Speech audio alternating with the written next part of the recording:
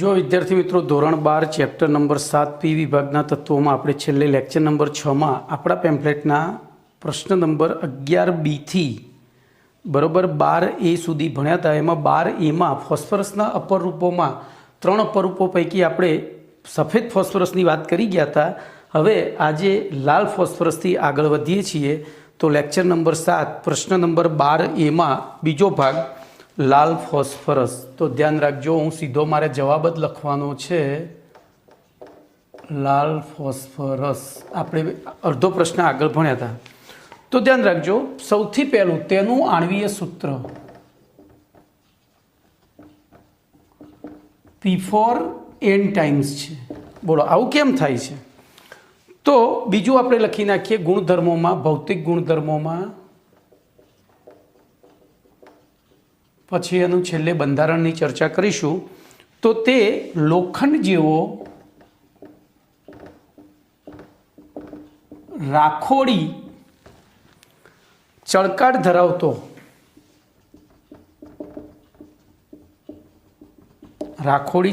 ધરાવતો ગંધવિહીન બિનઝેરી બરોબર તથા પાણી અને કાર્બન ડાયોસલ્ફાઇડમાં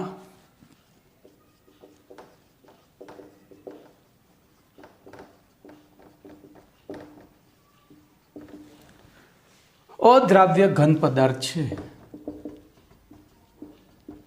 અદ્રાવ્ય ઘન પદાર્થ છે। ચલો રાસાયણિક ગુણધર્મોમાં જોઈએ। તો રાસાયણિક ગુણધર્મો બોલો અહીંયા શું થાય છે?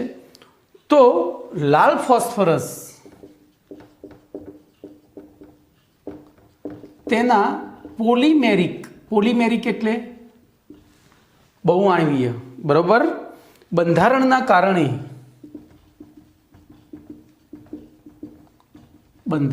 કારણે રાસાયણિક રીતે સફેદ ફોસ્ફરસ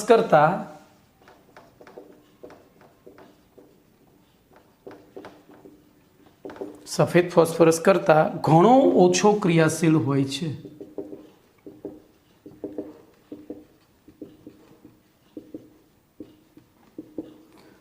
બરોબર, અને તે અંધારામાં ચળકતો નથી, અંધારામાં સંદીપ્ત થતો અથવા તો દીપ્ત થતો નથી, સળગતો નથી, એમ સળગતો કૌંસમાં દીપ્ત થતો નથી, એટલે આ કોઈને ડરાવે નહીં। ચલો એનું બંધારણ જોઈએ। તો એના બંધારણમાં આકૃતિમાં દર્શાવ્યા પ્રમાણે, તો પહેલી આપણે આકૃતિ દોરી કાઢીએ। તો જો એમાં શું કરવાનું, આમ પતંગ દોરવાના, નાના પતંગ દોરી કાઢવાના આ રીતે। ભાઈ એક સરખા દોરજો, કારણ કે હું પેઇન્ટર નથી એટલે મારી આકૃતિ થોડી વિચિત્ર તો આવશે જ। 1 2 આવા 3-4 પતંગ દોરવાના, 3 બરોબર। હવે જોજો એમાં શું થાય, આ જે આડી લાઈન હતી ને, ઊભી લાઈન તો દોરી જ કાઢવાની, અહીંયા પી પી પી પી બરોબર, ઊભી લાઈન દોરી કાઢવાની, પણ આડી લાઈન અહીંયા દોરી કાઢવાની, આમ જોઈન્ટ કરી દેવાની। બોલો આમાં પણ દરેક પી કેટલા પી સાથે જોડાયેલો જોઈ લો, તો 3 પી સાથે જ જોડાયેલો છે। ઓકે, તો આ રીતે બંધારણ દોરવાનું છે। હવે હું એને શબ્દોમાં લખી દઈશ। તો આકૃતિમાં દર્શાવ્યા પ્રમાણે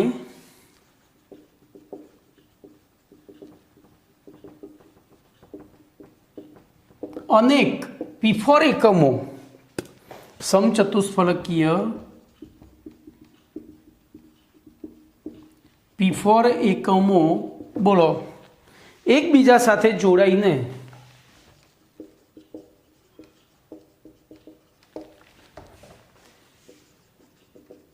શું કરે છે? બોલો, તો શૃંખલા બનાવે છે। બરોબર, આમ લાલ ફોસ્ફરસ પોલિમેરિક એટલે કે બહુલક ગુજરાતીમાં બંધારણ ધરાવે છે. પતી ગયું. લાલ ફોસ્ફરસ પૂરો થઈ ગયો. હવે તો લાલ ફોસ્ફરસને ખૂબ જ ઊંચા દબાણે ગરમ કરવામાં આવે. ધ્યાન રાખજો, લાલ ફોસ્ફરસને ખૂબ જ ઊંચા દબાણે ગરમ કરવામાં આવે. બરોબર. ત્યારે તે કાળા ફોસ્ફરસની વિવિધ અવસ્થાઓ દર્શાવતી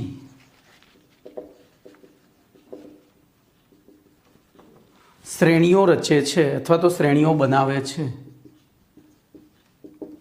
ટૂંકમાં બોલો, કાળાનો બાપ લાલ છે ને લાલનો બાપ પીળો અથવા સફેદ છે. તો હવે આપણે ચોથો ઓપ્શન એને ત્રીજો પ્રકાર જોઈ લઈએ, કાળો ફોસ્ફરસ. બોલો, કાળા ફોસ્ફરસની બનાવટ આવી ગઈ.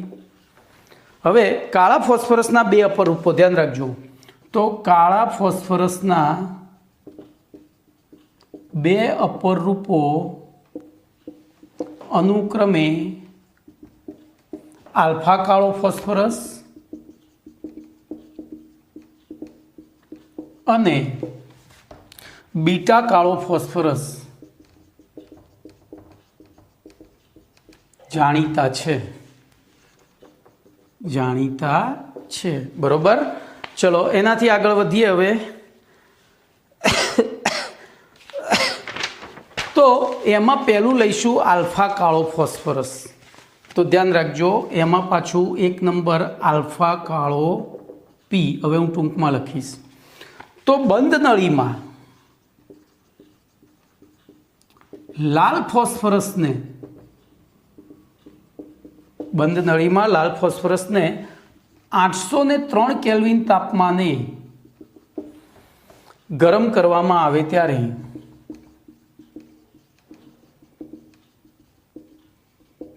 બોલો શું બને છે? આલ્ફા કાળો ફોસ્ફરસ બને છે. એવી રીતે આલ્ફા કાળો, હવે જો હું ઉપર જ જઉં છું તો એના ગુણધર્મો જોઈએ તો આલ્ફા કાળા ફોસ્ફરસને હવામાં ઉર્ધ્વપાતિત કરી શકાય છે.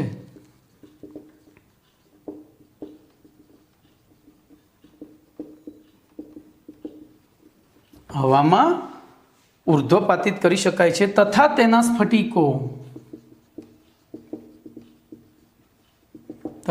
સ્ફટિકો અપારદર્શક મોનોક્લિનિક, જો પહેલા પાઠમાં આવ્યું હતું. બરોબર. મોનોક્લિનિક, જેને ગુજરાતીમાં એક નક્તાક્ષ અથવા રોમ્બોહેડ્રલ, બરોબર, જેને સમંતાક્ષ એટલે જોજો એક સમાન અક્ષ, એમ એક જ સમાન અક્ષ, આ ત્રણ સમાન અક્ષ, ત્રિસમાન અક્ષ, એમ સમાનતા અક્ષ. ઓકે, ત્રિસમાનતાક્ષ. એવી રીતે અહીંયા એક સમાનતાક્ષ. ઓકે, તો રોમ્બોહેડ્રલ અને શું કહેવાય મોનોક્લિનિકનું ગુજરાતી સ્ફટિક રચના ધરાવતા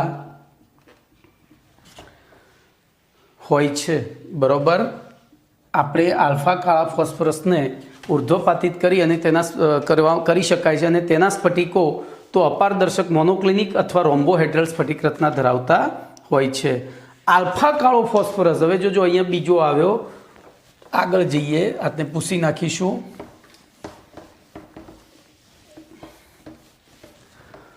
તો આલ્ફા કાળો ફોસ્ફરસ હવામાં ઓક્સિડેશન પામતો નથી.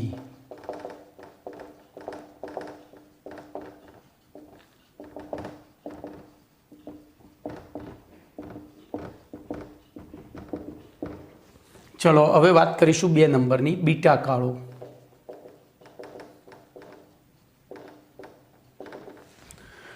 તો બીટા કાળો ફોસ્ફરસ જે છે, સફેદ ફોસ્ફરસને જોજો અહીંયા સફેદ ફોસ્ફરસમાંથી સીધો બને. સફેદ ફોસ્ફરસને 473 કેલ્વિન તાપમાને 473 કેલ્વિન તાપમાને ઊંચા દબાણે ગરમ કરતા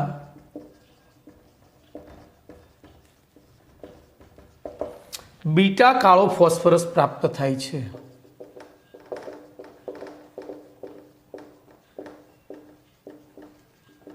બીટા કાળો ફોસ્ફરસ પ્રાપ્ત થાય છે. પછી બીટા કાળો ફોસ્ફરસ બોલો શું થશે? તો 673 કેલ્વિન તાપમાન સુધી, તો હવામાં 673 કેલ્વિન તાપમાન સુધી સળગતો નથી, બળતો નથી, એટલે કે સળગતો એને ઓક્સિડેશન પણ કહેવાય, ઓક્સિડેશન પામતો નથી. પતી ગયો પ્રશ્ન, બરોબર. હવે જો આમાંથી નીકળતા કેટલાક એસક્યુની વાત કરી લઈએ. તો એસક્યુ નંબર 43, બોલો હાલ જે ચર્ચા કરી એ પ્રમાણે પીળો ફોસ્ફરસ સૌથી વધુ સક્રિય હતો, એનથી ઓછો લાલ ને એનથી ઓછો કાળો. તો તમારો પહેલો પ્રશ્ન છે ફોસ્ફરસના વિવિધ અપરૂપોની ઉષ્મીય સ્થિરતાનો ક્રમ જણાવો. તો બોલો ઉષ્મીય સ્થિરતામાં સૌથી વધુ સ્થાયી કયો? બોલો તો સૌથી વધુ આલ્ફા કાળો ફોસ્ફરસ. જોજો અહીંયા લખેલું છે 803 કેલ્વિન તાપમાને ગરમ કરવામાં આવે. આલ્ફા કાળો તો ત્યાં સુધી તો સ્થાયી જ છે, એમ ખબર પડી. તો સૌથી વધુ સ્થાયી આલ્ફા કાળો, એનથી ઓછો બીટા કાળો, એનથી ઓછો લાલ અને સૌથી ઓછો સફેદ ફોસ્ફરસ છે, બરોબર. ચલો અહીંયા આ બી લાલ કહેવાનું, આ બી લાશ. ચલો એના પછી 573 કેલ્વિન તાપમાને લાંબા સમય સુધી સફેદ ફોસ્ફરસને ગરમ કરતાં શું થાય છે? તો જો 473 હોય ને ત્યારે બીટા કાળો પ્રાપ્ત થાય, પણ 573 અને ઊંચું દબાણ હોય, સોરી મારી ભૂલ થઈ, 473 અને ઊંચા દબાણે કરીએ ત્યારે બીટા કાળો, પણ આની જગ્યાએ 573 કેલ્વિન હોય ત્યારે લાલ ફોસ્ફરસ પ્રાપ્ત થાય, બરોબર. ત્યાં સમય લાંબો લેવાનો, અહીંયા દબાણ ઊંચું હતું ત્યાં સમય લાંબો. આ બધા શબ્દો છે, MCQ છે. પછી બંધ નળીમાં લાલ ફોસ્ફરસને 803 કેલ્વિન તાપમાને ગરમ કરતાં શું થાય છે? તો ત્યારે આપણને આલ્ફા કાળો ફોસ્ફરસ પ્રાપ્ત થાય છે. ઓકે. હવે પ્રશ્ન 12B પણ આવી ગયો છે આગળ. સફેદ ફોસ્ફરસની ઉચ્ચ ક્રિયાશીલતાનું કારણ. હું અહીંયા પ્રશ્ન જ લખીશ, આપણે ઓલરેડી સમજી ગયા છીએ, એ વસ્તુ ઓલરેડી સમજી ગયા છીએ. ખાલી રિવિઝન કરાવી દઉં, ગયા લેક્ચરમાં આપણે ઓલરેડી સમજી ગયા છીએ એ વસ્તુને. તો પ્રશ્ન નંબર 12B, સફેદ ફોસ્ફરસની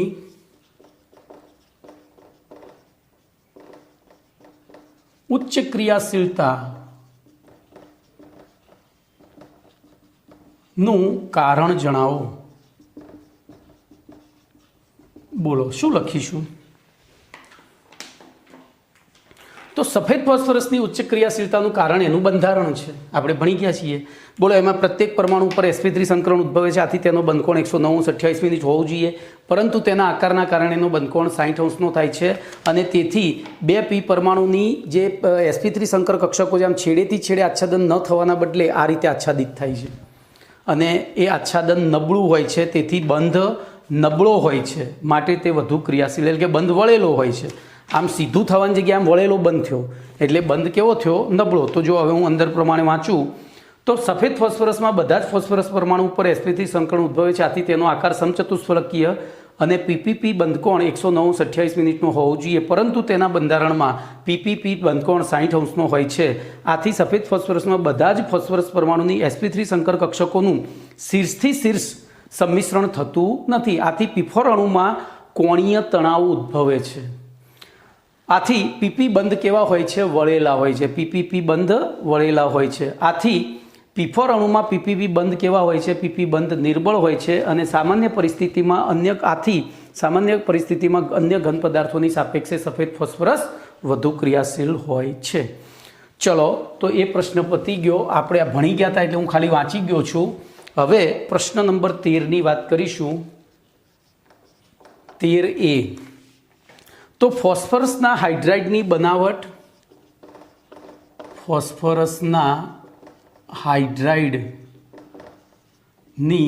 હું અહીંયા ખાલી જગ્યા રાખીશ ભાઈ, કારણ કે આ પ્રશ્ન બીજી રીતે પૂછાય, ની બનાવટ, ગુણધર્મો અને ઉપયોગો જણાવો. બોલો આવો પ્રશ્ન છે. બનાવટ ગુણધર્મો અને ઉપયોગો જણાવો. બોલો, વિચારો. તો મેં ખાલી જગ્યા કેમ રાખી એ વિચારો પહેલાં. તો મેં અહીંયા ખાલી જગ્યા રાખી છે એનું કારણ શું ખબર છે? ફોસ્ફરસના હાઇડ્રાઇડ એટલે PH3 આવે. કેમ? તો ફોસ્ફરસની બાયતમ કક્ષામાં 5 ઇલેક્ટ્રોન, હાઇડ્રોજનની બાયતમ કક્ષામાં 1 ઇલેક્ટ્રોન. ફોસ્ફરસને 3ની જરૂર, હાઇડ્રોજનને 1ની જરૂર. તો એક ફોસ્ફરસ સાથે 3 હાઇડ્રોજન જોડાય અને એક અબંધકારક પડ્યું રહે ઇલેક્ટ્રોન યુગમાં. તો આપણે ટૂંકમાં PH3ની બનાવટ ગુણધર્મો અને ઉપયોગો ભણવાના છે. ખબર પડી? તો સૌથી પહેલાં આપણે PH3ની બનાવટ જોઈશું. તો પહેલી PH3ની બનાવટ જો બનાવટમાં હું સીધા સમીકરણો લખીશ તો કેલ્શિયમ ફોસ્ફાઇડ Ca3P2 બરાબર, એને પાણીમાં ઓગાળો 6 અણુ H2O લિક્વિડ, ત્યારે 3 અણુ CaOH ટ્વાઇસ એક્વિયસ અને 2 અણુ PH3, 2 મોલ PH3 ગેસ બને. આ કેલ્શિયમ ફોસ્ફાઇડને પાણીમાં ઓગાળ્યો અથવા HCl સાથે પ્રક્રિયા કરીએ. જોજો Ca3P2ની HCl સાથે પ્રક્રિયા કરીએ તો પણ એવું થાય.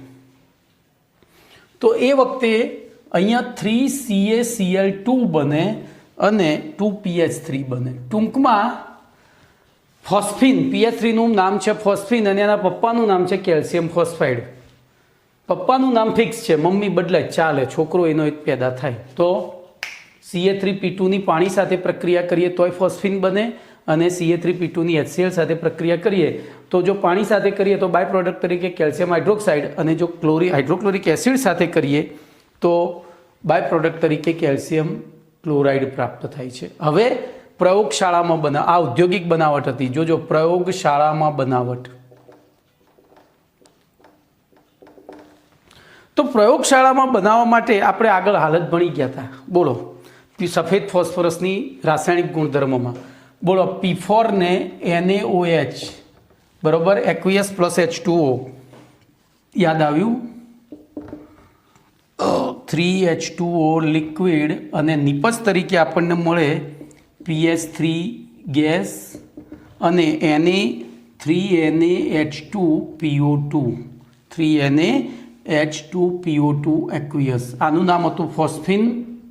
મેં અહીંયાથી એરો કર્યો તો યાદ હોય તો આગળના લેક્ચરમાં. તો આનું નામ થાય સોડિયમ હાઇપોફોસ્ફાઇટ બરાબર, સોડિયમ હાઇપોફોસ્ફાઇટ.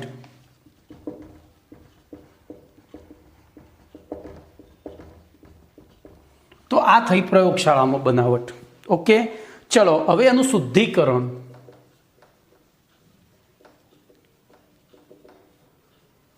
તો PH3નું શુદ્ધિકરણ કરવા માટે તેને જલીય HIમાં અવશોષિત કરવામાં આવે છે. જોજો, તો PH3 ગેસ એને HI એક્વિયસમાં અવશોષિત, અહીંયા લખવાનું, અવશોષિત કરવામાં આવે છે બરોબર.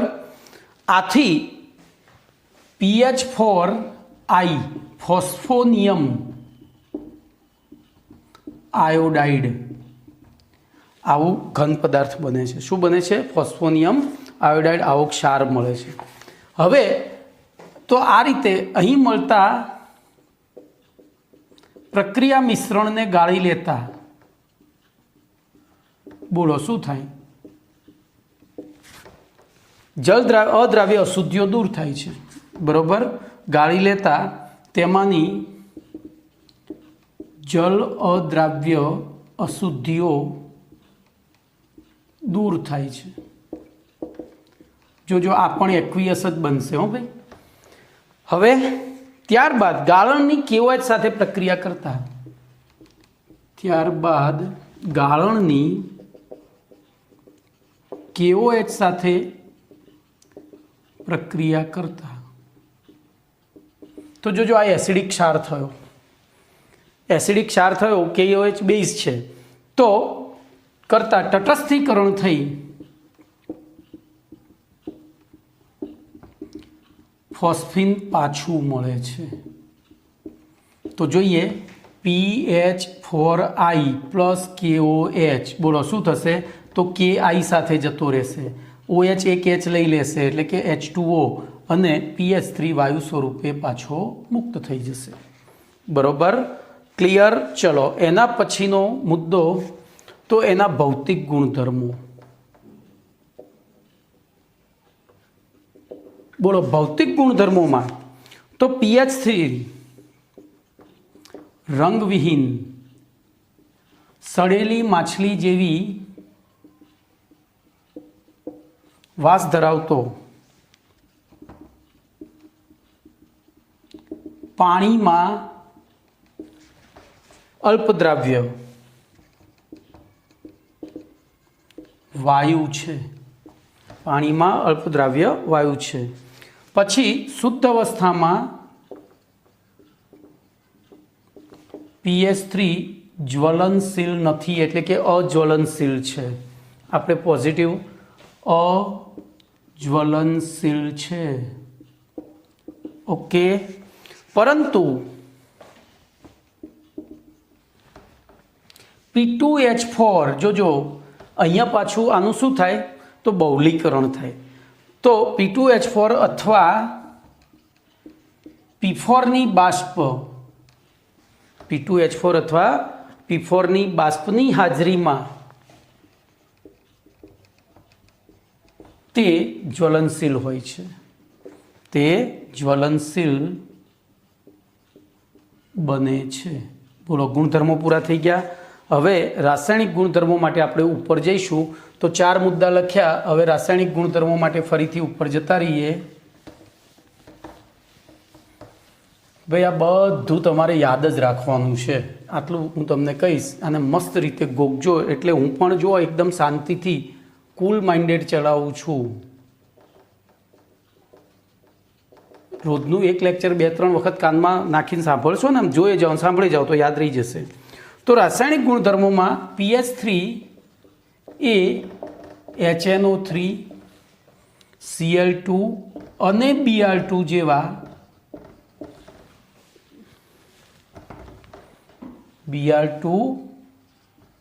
જેવા ઓક્સિડેશન કરતા પદાર્થની હાજરીમાં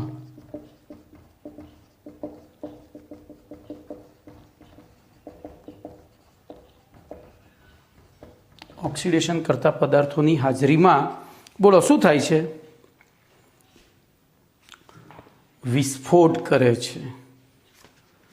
બરોબર, હાજરીમાં વિસ્ફોટ કરે છે. ઓક્સિડેશન કરતા પદાર્થોના સંપર્કમાં આવે તો વિસ્ફોટ કરે છે. હવે ફોસ્ફિન તો pH3 એ કોપર સલ્ફેટ બરોબર અથવા મર્ક્યુરિક ક્લોરાઇડ એટલે કે HgCl2 સાથે પ્રક્રિયા કરી કોપર સલ્ફેટ તો અહીંયા સાથે પ્રક્રિયા કરે એના કરતાં ના જલીય દ્રાવણમાં શોષવામાં આવે, ના જલીય દ્રાવણોમાં, અહીંયા એની જગ્યાએ ને લખી નાખો, શોષવામાં આવે એટલે કે ઓગાળવામાં આવે તો બોલો શું કરે છે? તો તેને અનુરૂપ ફોસ્ફાઇડ બનાવે છે. તો જે તે ધાતુના ફોસ્ફાઇડ બનાવે છે.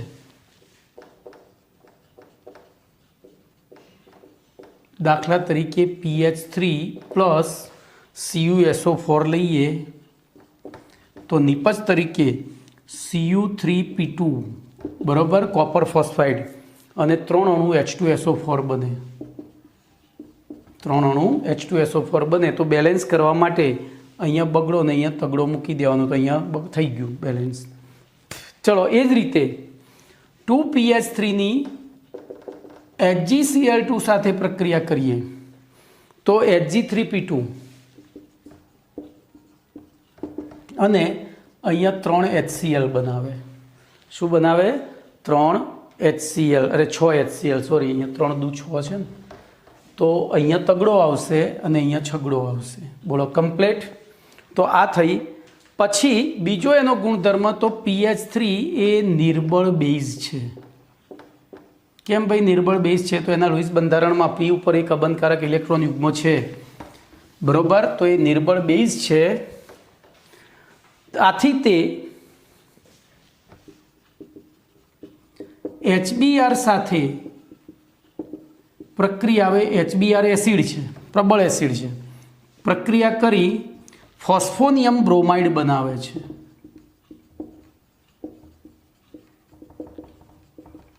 જોજો HI સાથે પ્રક્રિયા કરીને શું બનાવ્યું હતું એને? ફોસ્ફોનિયમ આયોડાઇડ. હમણાં જ હતું અહીંયા નીચે, યાદ છે ને? ફોસ્ફોનિયમ આયોડાઇડ બનાવ્યું હતું. એમ અહીંયા શું બનાવશે? તો ફોસ્ફોનિયમ બ્રોમાઇડ બનાવશે. તો આપણે પ્રક્રિયા લખીએ, PH3 plus HBr gives PH4Br. પેલામાં અહીંયા HI હતું તો અહીંયા I આવ્યું હતું, બરોબર? જે એટલે કે ટૂંકમાં તે નિર્બળ પ્રોટોનગ્રાહી છે. જોજો એ પ્રોટોનનો સ્વીકાર કરે છે, જે દર્શાવે છે કે તે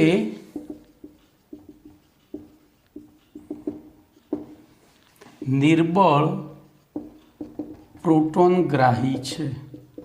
જોજો અહીંથી MCQ પૂછાય.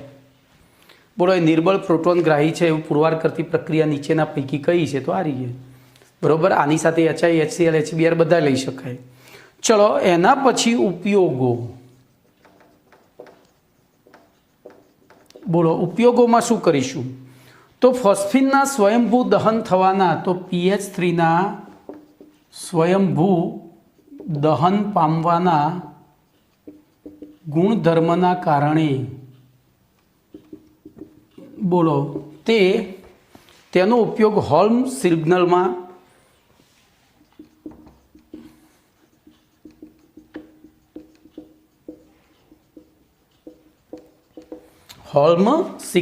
થાય છે. જોજો હવે હોલ્મ સિગ્નલ શું છે તમને સમજાવું. તો દરિયાની અંદર આપણે કોઈ જહાજમાં બેઠા હોય તો આપણને એ જહાજથી 8 કિલોમીટરની ફરતે જે રેડિયસ હોય એટલે સુધીનું જ દેખાય. એના પછી પૃથ્વી ગોળ હોવાથી આપણને ભાગ દેખાતો નથી, બરોબર? તો શું થાય છે? તો એ હવે જોજો સિગ્નલની બનાવટમાં વપરાય છે, સિગ્નલમાં થાય છે એવું લખી દઉં છું. હવે એની વિગતવાર સમજૂતી આપીએ તો કેલ્શિયમ કાર્બાઇડ CaC2 અને કેલ્શિયમ ફોસ્ફાઇડ Ca3P2 બરોબર ધરાવતા પાત્રમાં કાણું પાડી દરિયાના પાણીમાં નાખવામાં આવે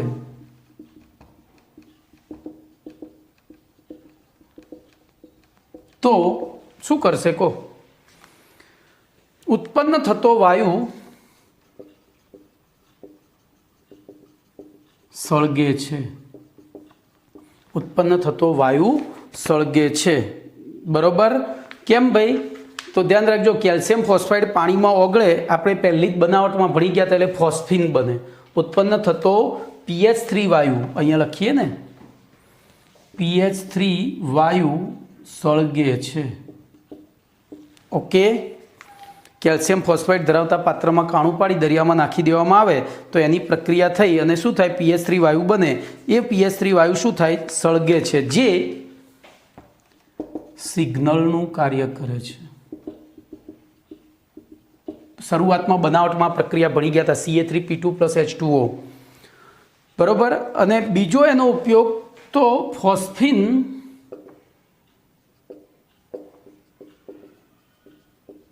ધૂમ્ર પડદા બનાવવા માટે ઉપયોગી છે.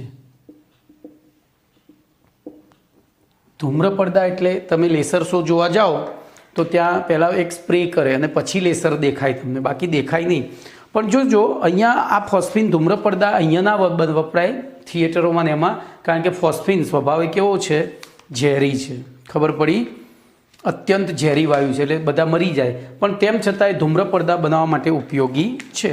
ચલો, હવે એક પ્રક્રિયા છે, પ્રક્રિયા પૂર્ણ કરી સંતુલિત કરો તો CuSO4 + PH3, તો આપણે લખેલી જ છે, Cu3P2 અને 3H2SO4. એવી રીતે બીજી પૂછી છે HgCl2 + PH3, તો એ પણ MCQમાં એટલે SQમાં છે. હવે પ્રશ્ન 13B, બોલો, કેવી રીતે સાબિત કરી શકાય કે PH3 સ્વભાવે બેઝિક છે? બોલો. તો અહીંયા જતું જુઓ, આપણે એની HBr સાથે મેં કહ્યું હતું ને બે પ્રક્રિયાઓ લખવાની, PH3 અને HI સાથે. તો બોલો, હવે મારે અહીંયા લખવાનું રહ્યું નહીં કેવી રીતે સાબિત કરી શકાય કે PH3 સ્વભાવે બેઝિક છે? તો એમાં લખવાનું થાય PH3ના બંધારણમાં ફોસ્ફરસ પરમાણુ ઉપર દાન કરી શકાય તેવું એક અબંધકારક ઇલેક્ટ્રોન યુગ્મ આવેલું છે, વળી જેના કારણે PH3 રાસાયણિક પ્રક્રિયામાં નિર્બળ લોઇસ બેઝ તરીકે વર્તે છે. હવે HI અને HBr જેવા પ્રબળ એસિડ સંયોજનો સાથે PH3ની પ્રક્રિયા કરવામાં આવે તો એ ફોસ્ફોનિયમ આયોડાઇડ, ફોસ્ફોનિયમ બ્રોમાઇડ અને ફોસ્ફોનિયમ આયોડાઇડ ક્ષાર બનાવે છે. બરોબર, જે સાબિત કરે છે કે PH3 સ્વભાવે બેઝિક છે. તો એ પ્રશ્ન પણ આપણે બોર્ડ ઉપર લખવાનો રહેતો નથી. ચલો 13C જે ભણી ગયા છીએ એ હું નહીં લખું બેટા, એમાં શું થશે, આ લેક્ચર બહુ જ લાંબા, ચેપ્ટર બહુ લાંબુ થઈ જશે એટલે તમે થાકી જશો પછી. તો 13C પ્રશ્ન નંબર જોઈએ. તો PH3 કરતા PH4 પ્લસમાં બંધકોણ વધારે હોય છે, શા માટે અથવા કેમ? બોલો. તો આનો જવાબ તમને આવડે છે, 11મા ધોરણના 5મા પાઠમાં, ચોથા પાઠમાં ભણી ગયા હતા. હા, બોલો. PH3નું લૂઇસ બંધારણ દોરીએ તો Pની બાયતમ કક્ષામાં 5 ઇલેક્ટ્રોન અને PH4નું દોરીએ તો Pની બાયતમ કક્ષામાં 5 ઇલેક્ટ્રોન. એમાંથી 3 જોડે ભાગીદારી કરી, અહીંયા 3 સાથે ભાગીદારી કરી અને ચોથા H+ ને ઇલેક્ટ્રોન યુગ્મનું દાન કર્યું. એટલે બોલો, આ અણુ થયો AB3E પ્રકારનો, જ્યારે આ થયો AB4 પ્રકારનો. બંનેમાં સંકરણ થયું sp3, આમાં પણ sp3. તેથી આકાર થયો, બોલો, આમ થવો જોઈએ સમચતુષ્ફલકીય, પણ અહીંયા થશે એક અબંધકારકના કારણે ત્રિકોણીય પિરામિડ. કેવો થશે? ત્રિકોણીય પિરામિડ. તો અહીંયા કેવો થશે? સમચતુષ્ફલકીય, કારણ કે 4 4 બંધકારક છે જુઓ. અને સમચતુષ્ફલકીયમાં બંધકોણ 109:28 હોય, જ્યારે આમાં લેસ ધેન 109:28. કેમ? તો VSEPR સિદ્ધાંતના આધારે અહીંયા અબંધકારક ઇલેક્ટ્રોન યુગ્મનું અપાકર્ષણ બળ વધારે હોય છે, એટલે એ લેસ ધેન 109:28ની જગ્યાએ ઘટીને કેટલો થઈ જાય છે? 109.5 થઈ જાય છે. બરોબર. PH3માં બંધકોણ, સોરી, અહીંયા તો આ તો મારે ભૂલ થઈ, પેલો તો બરોબર છે, જ્યારે આ 93.6નો થઈ જાય છે. કેટલો? 93.6નો કમ્પ્લેટ. તો આમાં બંધકોણ યાદ રાખજો ભાઈ, આ સ્વાધ્યાયનો પ્રશ્ન છે એટલે પૂછાવાના ચાન્સીસ લખાણ સંબંધી છે. તો બોલો, લખીશું કઈ રીતે? તો PH3 અને PH4 બંનેમાં P પરમાણુ મધ્યસ્થ પરમાણુ છે, જેની ઉપર sp3 સંકરણ ઉદ્ભવે છે, પરંતુ PH4 પ્લસમાં P પરમાણુની ફરતે અબંધકારક ઇલેક્ટ્રોન યુગ્મ હોતું નથી, જ્યારે PH3માં અબંધકારક ઇલેક્ટ્રોન યુગ્મ હોય છે. આથી VSEPR સિદ્ધાંત અનુસાર બોલો શું થાય? અબંધકારક ઇલેક્ટ્રોનની અપાકર્ષણ અસરને લીધે PH3માં બંધકોણ ઘટીને 93.6 થાય છે, જ્યારે PH4માં બંધકોણ ઘટીને, શબ્દ કાઢી નાખજો, લખાઈ ગયો છે બરોબર, 109.5 અથવા તો 109:28 હોય છે. ઓકે. પછી 2 આકૃતિ દોરી કાઢવાની. ચલો, એવી રીતે પ્રશ્ન 13Dમાં જ્યારે PH3 એસિડ સાથે પ્રક્રિયા કરે ત્યારે કઈ નિપજ મળે? બોલો, આવી ગયો આગળ. PH3 સ્વભાવે બેઝિક છે તો કઈ નિપજ મળે? તો અનુવર્તી ફોસ્ફોનિયમ ક્ષાર મળે. શું મળે? અનુવર્તી ફોસ્ફોનિયમ ક્ષાર. કમ્પ્લીટ. તો એ પણ પ્રશ્ન આખો આવી ગયો છે, તો આપણે લખીશું PH3ના બંધારણમાં ફોસ્ફરસ પરમાણુ ઉપર દાન કરી શકાય તેવું એક અબંધકારક ઇલેક્ટ્રોન યુગ્મ આવેલું હોવાના કારણે તે નિર્બળ લોઇસ બેઝ તરીકે વર્તે છે. આથી તેની પ્રબળ એસિડ જેવા કે HCl અથવા HBr સાથે પ્રક્રિયા કરવામાં આવે તો તે અનુવર્તી, જો HCl સાથે કર્યો હોય તો ફોસ્ફોનિયમ ક્લોરાઇડ, બ્રોમિન સાથે કર્યો તો ફોસ્ફોનિયમ બ્રોમાઇડ અને આયોડિન HI સાથે કર્યો તો ફોસ્ફોનિયમ આયોડાઇડ ક્ષાર બનાવે છે. ચલો, એના પછી 13E. CO2ના નિષ્ક્રિય વાતાવરણમાં સફેદ ફોસ્ફરસને સાંદ્ર NaOH સાથે ગરમ કરતા શું થાય છે? બોલો, આવી ગયું. બનાવટ જ છે પેલા એની PH3ની. બોલો, CO2ના વાતાવરણમાં સાંદ્ર NaOH સાથે ફોસ્ફરસને, સફેદ ફોસ્ફરસને ગરમ કરીએ તો P4 + NaOH + 3H2O gives PH3 + NaH2PO4 phosphine અને સોડિયમ ફોસ્ફાઇડ બને. તો એ પણ પ્રશ્ન આવી ગયો છે, એટલે તમારે સેલ્ફ સ્ટડી તૈયાર કરી દેવાનું છે. હવે જોઈએ ફોસ્ફરસના ટ્રાયહેલાઇડ સંયોજનો. તો પ્રશ્ન નંબર 14A. 14 એમાં ફોસ્ફરસ ટ્રાયક્લોરાઇડની બનાવટ હું અહીંયા સીધું જ લખીશ PCl3ની બનાવટ, ગુણધર્મો અને ઉપયોગો જણાવો. ગુણધર્મો અને ઉપયોગો જણાવો. બનાવટ, બંધારણ, ગુણધર્મો અને ઉપયોગો જણાવો. બોલો શું કરીશું? બોલો. તો ધ્યાન રાખજો, સૌથી પહેલી એની બનાવટ. આપણે પહેલી બનાવટથી ચાલુ કરીએ.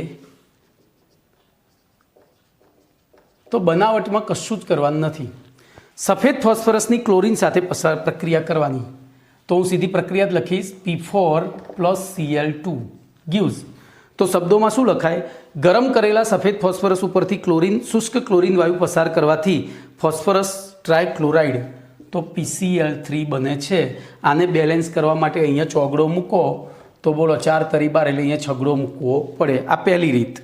પછી બીજી રીત, P4ની SO2Cl સાથે SOCl2 સાથે પ્રક્રિયા કરો. બીજી રીતમાં તો સફેદ ફોસ્ફરસની થાયોનિલ ક્લોરાઇડ આગળ આવી ગયું છે, પકલાને શોકલીના બાપ પક્ષેથી એ શોકલી થાયોનિલ ક્લોરાઇડ સાથે પ્રક્રિયા કરો તો PCl3 જોજો. હવે આ વાપરીએ ને ત્યારે બે નિપજો ફિક્સ જ છે, યાદ છે ને? SO2 તો ખરો જ, અને અહીંયા H2Cl2 બનશે. સલ્ફ્યુરાઇલ ક્લોરાઇડ કહેવાય આને. શું કહેવાય? સલ્ફ્યુરાઇલ ક્લોરાઇડ, H2Cl2 એટલે. ચલો એના પછી બંધારણની વાત કરીએ. તો બોલો એનું બંધારણ આપણે લુઈસ બંધારણ દોરીએ. પીની બાયતમ કક્ષામાં 5 ઇલેક્ટ્રોન, એમાંથી 3 સાથે Cl જોડાયો. બોલો અણુ થયો AB3E પ્રકારનો, સંકરણ sp3 આકાર, ત્રિકોણીય પિરામિડ, બંધકોણ 109:28 થી ઓછો. બોલો હવે ધ્યાન રાખજો, અહીં એક MCQ બનાવું. બોલો અહીંયા PH3માં કેટલો હતો? PH3માં 93 પોઈન્ટ સમથિંગ હતો. આપણે ગઈ છેલ્લે ભણી ગયા 93.6 હતો. તો બોલો આ કેટલો હશે? બંનેનું બંધારણ તો જોજો, આ મોટા પરમાણુ છે અને મોટા પરમાણુ તેમની અપાકર્ષક અસર વધારે હોય એટલે 93.6 થી વધુ અને 109:28 થી ઓછો હોય છે. કમ્પ્લીટ. તો જો બંધારણમાં ફોસ્ફરસના ટ્રાયક્લોરાઇડ બંધારણમાં ફોસ્ફરસ પરમાણુ ઉપર sp3 સંકરણ ઉદ્ભવે છે, આથી તે ત્રિકોણીય પિરામિડલ આકાર ધરાવે છે. બોલો તો લખી દઉં ત્રિકોણીય પિરામિડલ આકાર ધરાવે છે. ચલો એના પછી ભૌતિક ગુણધર્મો. તો ભૌતિક ગુણધર્મોમાં તે રંગવિહીન તૈલી પ્રવાહી છે. કેવું છે? તે રંગવિહીન તૈલી પ્રવાહી છે. ચલો એ પણ પતી ગયું. એના પછી રાસાયણિક ગુણધર્મો. તો રાસાયણિક ગુણધર્મોમાં ખાસ ધ્યાન રાખજો. જોજો અહીંયા કે MCQ મળ્યો છે ભાઈ તમને. PCl3માં બંધકોણ કેટલાનો હોય? તો 93.6 થી વધારે અને 109:28 કરતાં ઓછો. તો PCl3ની પાણી સાથે હવામાંના ભેજ સાથે પ્રક્રિયા કરે તો જળ વિભાજન પામી ફોસ્ફોરસ એસિડ અને HCl બનાવે છે. તો બેલેન્સ કરવા માટે 3 Cl થઈ ગયા, P હવે 3 દુ 6, તો અહીંયા 6 કરી દઈએ એટલે થઈ ગયું બેલેન્સ. બરાબર? સોરી 6 નહીં 3 જ કરવાના ને. H 3 દુ 6, અહીંયા 3 જ કરવાના હો ભાઈ. તો રાસાયણિક ગુણધર્મોમાં તે ભેજની હાજરીમાં ફોસ્ફરસ ટ્રાયક્લોરાઇડ જળ વિભાજન પામી ફોસ્ફોરિક એસિડ અને હાઇડ્રોક્લોરિક એસિડ બનાવે છે. અને એના ઉપયોગોની વાત કરીએ તો ઉપયોગોમાં તે કાર્બનિક સંયોજનોમાં OH સમૂહનું Cl સમૂહ વડે વિસ્થાપન કરવા માટે ઉપયોગી છે. પકલા અને શોકલીના બાપ પક્ષેથી બોલો PCl3 શું બનતું હતું? તો RCl અને H3PO3 બનતો તો યાદ છે. તો અહીંયા આ 3 વપરાય, આ 3 થાય ને પેલું H3PO3 થઈ ગયું, જોઈ લો. એવી રીતે આ RCOOH લઈએ તો પણ એ જ રીતે 3RCOCl અને H3PO3 બને. બરાબર? તો એસિડમાંથી એસિડ ક્લોરાઇડ, અહીંયા ભૂલ છે ના બરાબર છે, એસિડમાંથી એસિડ ક્લોરાઇડ અને આલ્કોહોલમાંથી હેલો આલ્કેન બનાવવા માટે PCl3 ઉપયોગી છે. બોલો તમારો પ્રશ્ન નંબર 14A આટલામાં મેં પૂરો કર્યો. તમે આટલું યાદ રાખો, તમારો બધા જ માર્ક્સ આવે. ઓકે, ચલો હવે પ્રશ્ન નંબર 14B લઈ લઈએ.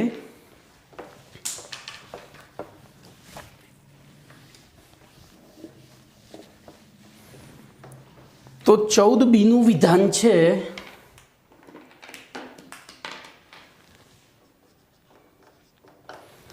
PCl5 ની બનાવટ, ગુણધર્મો અને ઉપયોગો જણાવો. ગુણધર્મો, બનાવટ, બંધારણ,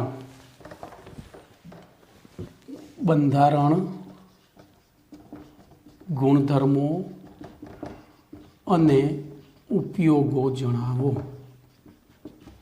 બોલો શું કરીશું? તો સૌથી પહેલા એની બનાવટ. તો બનાવટમાં બોલો સફેદ ફોસ્ફરસની પેલામાં આપણે 5 Cl લીધા હતા. અહીંયા 10 વધારે પડતા Cl સાથે પ્રક્રિયા કરીએ તો PCl5 બને. શું બને? વધારે પડતા. તો અહીંયા આપણે 10 Cl છે ને, તો 4 PCl P4 અહીંયા બેલેન્સ કરવાનું છે સમીકરણને. P4 અહીંયા ચોગડો મૂકું તો 5 ચોક 20 એટલે થઈ ગયું બેલેન્સ. બરોબર, બેલેન્સ થઈ ગયું. ઓકે, હું ભાઈ તમને બેલેન્સ કરીને જ આપીશ. ઓકે, તમારે ત્યાં વિચારવાનું રહેશે નહીં. ચલો એના પછી એવી રીતે પેલામાં આપણે કોની સાથે પ્રક્રિયા કરી હતી બોલો? તો SOCl2 સાથે, સોકલી સાથે. તો અહીંયા વધુ માત્રામાં બોલો SOCl2 લઈ લઈએ તો શું થાય? તો PCl5 પ્લસ SO2 પ્લસ, બસ આમાં H2Cl2 નહીં બને. બરાબર ભાઈ, એ SO2Cl2 લેવાનો. પેલામાં SOCl2 લીધો તો આમાં SO2Cl2 લેવાનું. એક મિનિટ, અહીંયા કદાચ મારી છાપવાની ભૂલ લાગે છે, જોઈ લઉં. આપણે પહેલાં બેલેન્સ કરીએ એટલે થઈ જશે. જોઈએ બોલો શું થશે? તો અહીંયા હું 4 મૂકું, હવે સલ્ફર 10 છે, અહીંયા 10 મૂકું, તો હવે બે વિચારીએ. બોલો phosphorus 4, phosphorus 4, sulphur 10, sulphur 10, oxygen 10, oxygen 10 દુ 20 થયા. ઓક્સિજન કેટલા થયા? 10 દુ 20 થયા.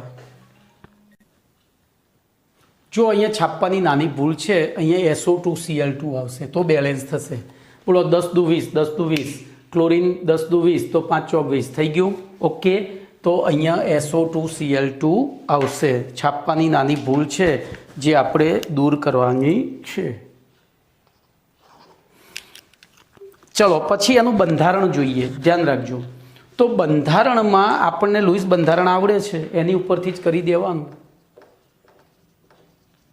બોલો પીની બાહ્યતમ કક્ષામાં 5 ઇલેક્ટ્રોન અને 5 સાથે જો ક્લોરીન જોડાય તો બોલો અણુ કયા પ્રકારનો થયો? AB5. AB5 થાય તો સંકરણ. હવે કેન્દ્રીય પરમાણુ P વિભાગનો છે એટલે sp3d2 sp3d થાય, અને sp3d થાય તો એનો આકાર આ રીતે જોજો.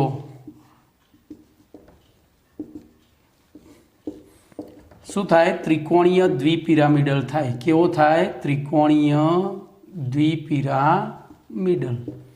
કમ્પ્લીટ. તો આ થયો એનો આકાર. ચલો તો એમાં sp3d સંકરણ ઉદ્ભવે છે અને તે ત્રિકોણીય દ્વિપિરામિડલ આકાર ધરાવે છે. ચલો પછી તો એ ભૂસી નાખું છું, આની જરૂર છે નહીં, આપણે BSc-PR સિદ્ધાંત અનુસાર વિચારી લીધું. એના પછી લઈએ ભૌતિક ગુણધર્મો. બોલો ભૌતિક ગુણધર્મમાં તો તે એટલે કે PCl5 એ પીળાશ પડતા સફેદ રંગનો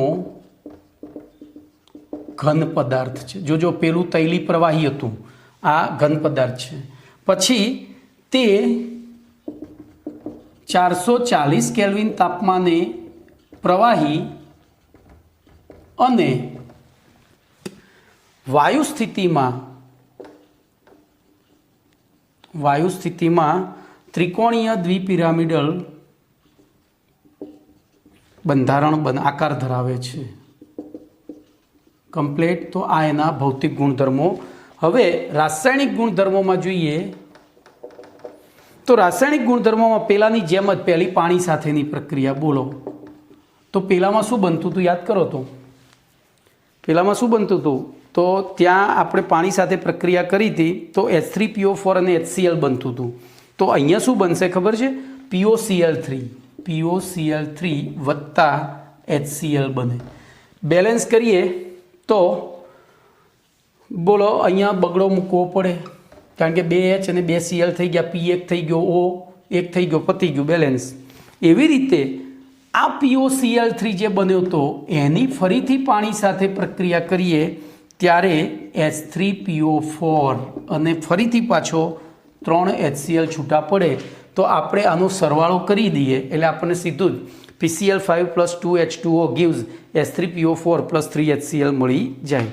અહીંયા તગડો આવશે હો ભાઈ, એટલે 4H2O થશે. અહીંયા ત્રણ આવી ગયું. ચલો એવી રીતે આ પહેલો ગુણધર્મ હતો. બીજો ગુણધર્મ PCl5 ને ગરમ કરતા. તો ધ્યાન રાખજો, સિમ્પલ એનું વિઘટન થાય છે PCl3 ગેસ અને Cl2 ગેસ. બરોબર, સોરી PCl3 લિક્વિડ આવશે. શું આવશે? લિક્વિડ આવશે. ચલો એના પછી ત્રીજો ગુણધર્મ સૂક્ષ્મ વિભાજિત PCl5 ને એટલે કે એકદમ પાવડર કરેલા PCl5 ને ધાતુ સાથે એકદમ સૂક્ષ્મ વિભાજિત ધાતુ સાથે, દાખલા તરીકે હું Ag લઉં તો Ag સાથે PCl5 ને ગરમ કરીએ તો શું થાય છે? તો AgCl અને આપણને PCl3 મળે છે. Ag સાથે કરીએ તો આના 2 અણુ વપરાય, આ 2 થાય અને પેલો. એવી રીતે ટીન લઈ લઈએ તો ટીનને પણ PCl5 સાથે ગરમ કરીએ તો SnCl4 + PCl3 બને. અહીંયા એક જ Snની જરૂર પડશે. ઓકે, ત્યાં એક જ Snની જરૂર પડશે. 3 × 2 = 6 ને ના SnCl4 છે ને એટલે અહીંયા 2 ને અહીંયા 2 લખવા પડશે. બરોબર. ચલો ઉપયોગો લઈ લઈએ. તો ઉપયોગો હું આ ભૂસીને લખીશ. તો 2 ઉપયોગ તો આવી ગયા. બોલો, એક તો ફોસ્ફોરિક એસિડના ઉત્પાદનમાં. તો પહેલો ઉપયોગોમાં પહેલો ROHનું RXમાં RClમાં રૂપાંતરણ કરવા માટે પકલાને સોકલીના બાપ પક્ષેથી આપણે પક્ષેવાળું. તો એવી રીતે RCOOHનું RCOClમાં રૂપાંતરણ કરવા માટે. બરોબર, તો એ તો થઈ ગયું. પછી ત્રીજો ઉપયોગ તો PH3ના સંશ્લેષણ માટે. PH3ના સંશ્લેષણ માટે જેમ કે અહીંયા તમે 2 પ્રક્રિયાઓ લખો. અહીંયા હું લખું ROH + PCl5 gives, બોલો શું બનશે? તો POCl3 યાદ આવે છે પ્લસ RCl પ્લસ, યાદ આવ્યું? POCl3 + RCl + HCl બને. હવે આને બેલેન્સ કરવાનું રહ્યું.